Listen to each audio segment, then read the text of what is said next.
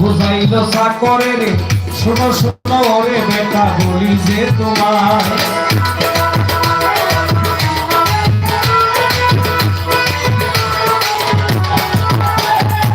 এই কথা শুইনা পীরে বুঝাইল চাকরে রে, শোনো শোনো রে বেটা বলি যে তোমার যদি মরিলে কেউ জিজ্ঞেস করে উত্তরে বলি কে তারে,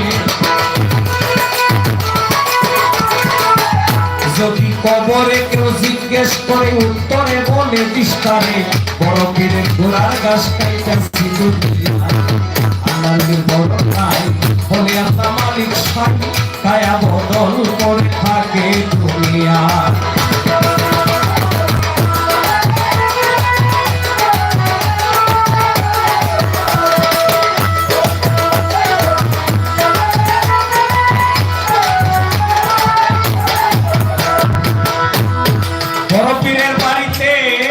এক লোক ঘোড়ার ঘাস কাটে, যেটাকে কচুয়ান বলা হয়। মাঝে মধ্যে গিয়া জিগায়, হুজুর আপনি কত মানুষের কত কিছু শিখাইতেছেন, আমি যদি মারা যাই হুজুর শুনি কবরের মধ্যে নাকি সওয়াল জবাব আছে, তাইলে আমার উপায় কি, আমি তো কিছুই জানি না। বড় পীর কোন হালতে ছিল, কয়েকবার যখন চাকরে এই কথা জিগায় আরেকবার ডাক দিয়ে কয়, তুই আমার বাড়িতে কি কর্ম করিস? কয় কেন হুজুর, আমি তো আপনার ঘোড়ার ঘাস কাটি। কয় তোরে কবরের মধ্যে কেউ কিছু জিজ্ঞাসা করলে তুই কইবি আমি বড় পীরের ঘোড়ার ঘাস কাটছি। কিছুদিন যাই গত হইয়া হঠাৎ দেখা যাই মরিয়া, বিয়ার সাজম সাজাইল মেরে লোকজনা।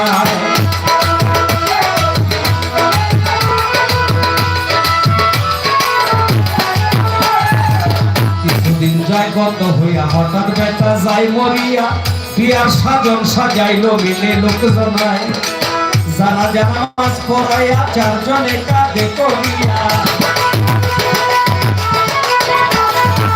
জানাজা নামাজ পড়াইয়া চারজনে কাঁধে করিয়া, বাগদাদি মাটি দিল জীবনীতে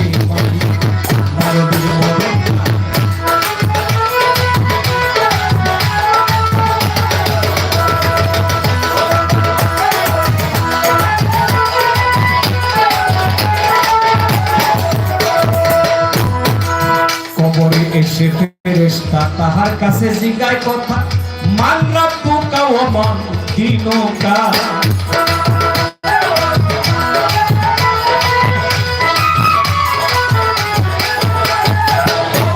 এসে ফেরেশতা তাহার কাছে জিজ্ঞায় কথা, মান রাব্বুকা ওয়া মান দীনুকা।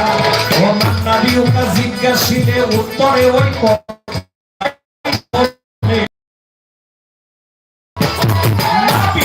জিজ্ঞাসিলে উত্তর ওই কথাই বলে, বড় পীরের ঘোড়ার ঘাস খাইতাছি দুনিয়ায়, আন্দোলির বড় বলে আল্লাহ মালিক সাই গায়া বদল করে থাকে দুনিয়া।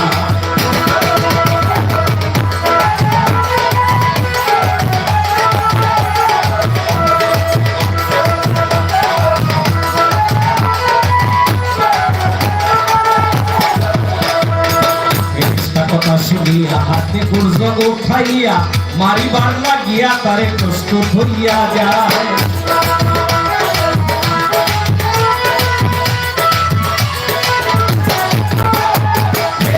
কথা শুনিয়া হাতে গুর্জ উঠাইয়া মারিবার লাগিয়া তারে প্রস্তুত হইয়া যায়। ছিল অন্তর্যামী দেখিতে পাইল তিনি, ছিল অন্তর্যামী দেখিতে পাইল তিনি, রুহানি বের করে ফিরে গেল সেই জায়গায় আল্লাহর মরণ।